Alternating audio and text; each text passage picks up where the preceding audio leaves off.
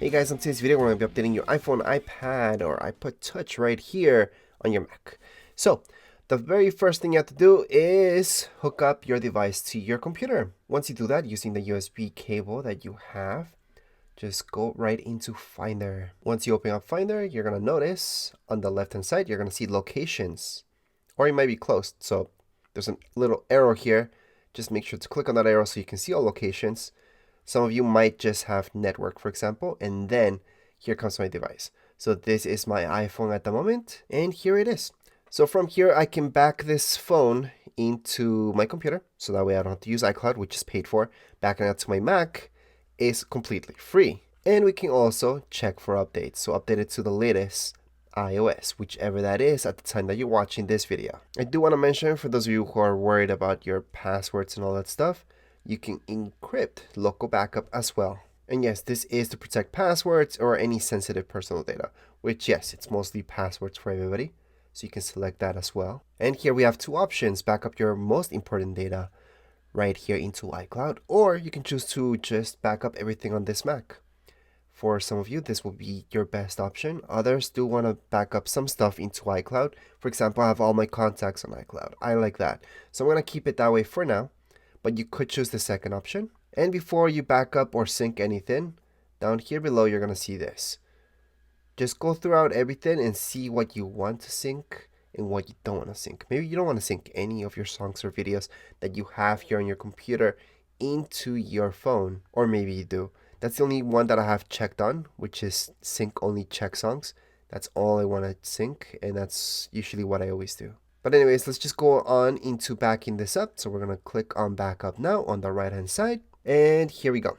We do have a lot of personal stuff in here, which does include passwords. For most of you, I would suggest just going with encryption. So go on and click there. You do have to put a password in order to protect this backup. And yes, you can just remember this password in your keychain, which is awesome. So we're just going to set that password. Now on your phone or iPad, you're going to have to put in your passcode. And then it's going to ask you to put in your password again. And there you go. You can go on and keep backing this up. So how do you know something's happening? Well, down here below, you're going to notice it says backing up tech and design 2. So right now it's doing that. We're just going to let it be. And once it's done, we can go on and check for updates and update right here our iPhone or iPad to the latest iOS. So again, it's backing up. We're just going to let it do its thing. And only once it's done backing up, I suggest checking for updates. Don't do it before. Once it's done backing up, you should see something like so, where it's going to tell you your pictures, your apps, documents, how much space each one takes up on your phone. Then we can finally go on and just check for updates.